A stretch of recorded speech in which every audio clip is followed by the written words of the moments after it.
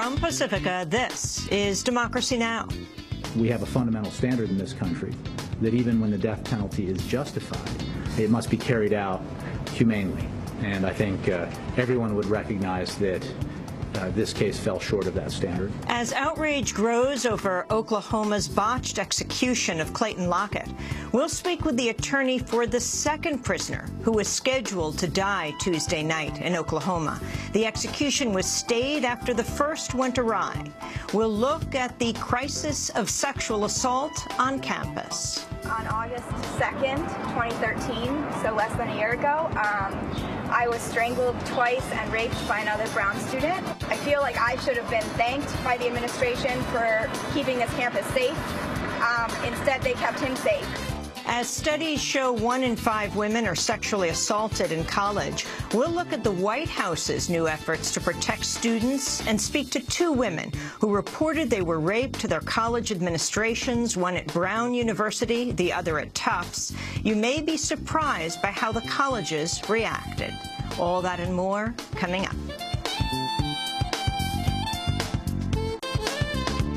Welcome to Democracy Now!, democracynow.org, the War and Peace Report. I'm Amy Goodman. Oklahoma Governor Mary Palin has ordered a review of the state's execution procedures following the botched lethal injection that induced a prisoner's fatal heart attack. The prisoner, Clayton Lockett, had initially won a stay for challenging the secrecy surrounding the untested execution drugs. But Palin overruled Oklahoma's Supreme Court last week and ordered the execution to proceed. On Wednesday, the governor defended the death penalty and appointed a cabinet member to conduct the review. I believe the death penalty is an appropriate response and punishment to those who commit heinous crimes against their fellow men and women. However, I also believe the state needs to be certain of its protocols and its procedures for executions and that they work. Governor Palin has delayed all executions until the review has been completed. Oklahoma officials say Lockett suffered a vein failure, but critics say that claim could mark an effort to hide a problem with the untested chemicals. The botched execution has reinforced calls for abolishing the death penalty. The White House says it backs capital punishment, but called Lockett's death inhumane. In response, Maria McFarland of Human Rights Watch said no execution can ever be carried out in a humane way. Last night's events were just horrifying. The U.S. Has been making progress in abolishing the death penalty in a number of states, yet it's clear that some states are just so obsessed with carrying out this already inherently inhumane and irreversible punishment that they're going to absurd and cruel lengths to carry it out. We'll have more on Oklahoma's botched execution after headlines with Madeleine Cohen, the attorney for Oklahoma death row prisoner Charles Warner, who was set to be killed right after Lockett, but whose execution has now been delayed for at least 14 days. Ohio Governor John Kasich, meanwhile, has commuted the death sentence of a convicted killer 1 month before his scheduled execution. Arthur Tyler has spent nearly 3 decades on death row for a 1983 murder, but prosecutors and a state parole board recommended clemency over evidence pointing to a co-defendant in the case. Like in Oklahoma, Ohio has faced problems with its execution drugs.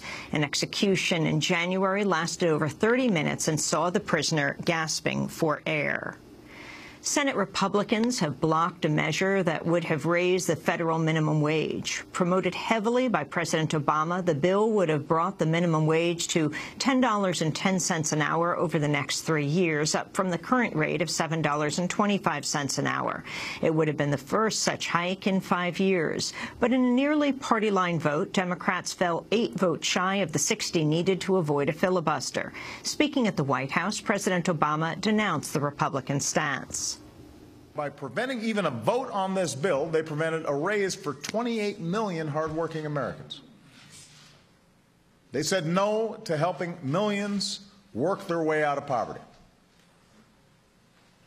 And keep in mind, this bill would have done so without any new taxes or spending or bureaucracy. They told Americans, like the ones who are here today, that you're on your own. without even looking them in the eye. The minimum wage did see one increase on Wednesday. In Hawaii, Democratic Governor Neil Abercrombie signed a $10.10 minimum wage into law following its approval by state lawmakers. Dozens of people have died in the latest violence across Syria. On Wednesday, at least 18 people were killed when government forces bombed a school in the northern city of Aleppo. Activists say most of the victims were children. The bombing comes one day after over 100 people died in car bombings in a government-controlled part of Homs. At the United Nations, Emergency Relief Coordinator Valerie Amos said Syria's violence is only getting worse. Far from getting better, the situation is getting worse. Violence has intensified over the past month, taking a horrific toll on ordinary Syrians. Each month, I report on the relentless killing and maiming of civilians, the destruction of homes, schools, and places of worship, the blatant disregard for life, and the total disregard by all parties for the fundamental tenets of international humanitarian law. The parties appear to be engaged in an endless spiral of targeting and harming civilians for tactical purposes. In her comments, Amos said a 2-month-old Security Council resolution to deliver aid to Syrians trapped in war zones has failed to change conditions on the ground. Western countries have floated a proposal to authorize aid deliveries without the Assad regime's consent, but that's likely to draw a veto from Russia. The UN's top human rights official is warning the power struggle in South Sudan is tearing the country apart. Thousands have died and more than 1 million people have fled their homes since clashes erupted between government troops and supporters of the country's sacked vice president last year. On Wednesday, Navi Pillay said South Sudan is on the verge of catastrophe. The country's leaders, instead of seizing their chance to steer their impoverished and war-battered young nation to stability and greater prosperity, have instead embarked on a personal power struggle that has brought their people to the verge of catastrophe. The Ukraine government says it's lost control of the rest of East as pro-Russian separatists continue to expand their reach. On Wednesday, Ukraine's acting president, Alexander Turchinov, blamed what he called, quote, inactivity, helplessness, and even criminal betrayal among Ukrainian forces in the East. The news comes as the IMF has approved a $17 billion bailout for Ukraine. IMF Managing Director Christine Lagarde announced the 2-year package. Urgent action was necessary. Decisive measures were taken by Ukraine, and decisive measures have just been taken by the IMF. So there has been a very strong endorsement for the program, which will release over the course of the next 2 years $17.1 billion in different installments over the course of those 2 years. Hundreds of people marched in Nigeria Tuesday to press for a greater response to a mass kidnapping of young girls. The Islamist militant group Boko Haram is suspected of abducting about 230 schoolgirls during a night raid in a northeastern area 2 weeks ago. Some managed to escape, but over 200 remain missing. Dubbed by organizers a Million Woman March, the demonstrators carried signs reading, "Bring back our girls." I personally believe that not enough is being done to rescue our daughters.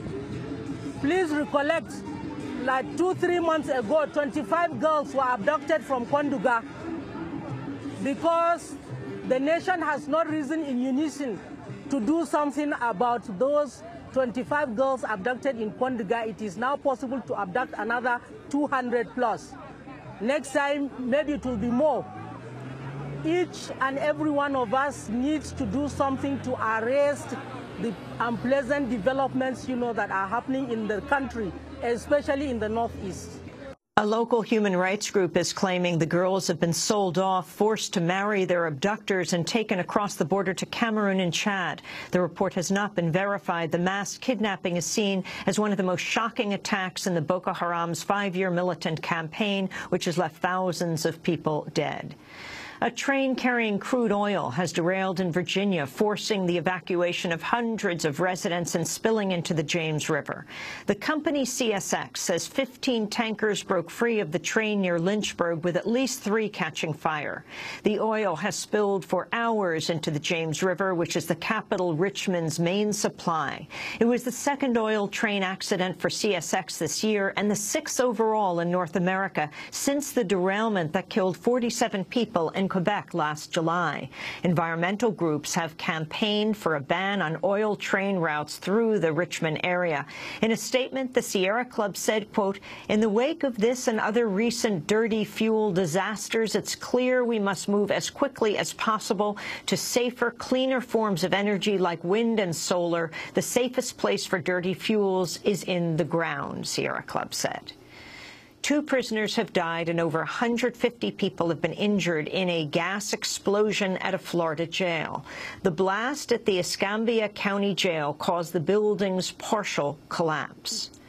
A new study says about 1 in 25 people sentenced to death in the United States is innocent. The National Academy of Sciences looked at data over 3 decades. 340 people were wrongfully sentenced to die, more than double the number of death row prisoners exonerated over the same time period. And in Canada, Toronto Mayor Rob Ford is taking a leave of absence after a new video emerged of him apparently smoking crack cocaine. A man claiming to be a drug dealer showed reporters footage he said was taken of Ford this past weekend. Ford is seen smoking from a metal pipe. The tape comes nearly a year after news first broke of an initial video of Ford smoking crack. Ford later admitted to drug use and other illegal behavior, but has refused calls to step down. He's now in the midst of a campaign for re-election. In a statement, Mayor Ford said he's taking a leave from campaigning to receive treatment for substance abuse. Ford said, quote, "I know that I need professional help. I've struggled with this for some time," he said. Another newly released tape features Ford making homophobic remarks as well as lewd comments about one of his female opponents. And those are some of the headlines. This is Democracy Now!, democracynow.org, The War and Peace Report. I'm Amy Goodman.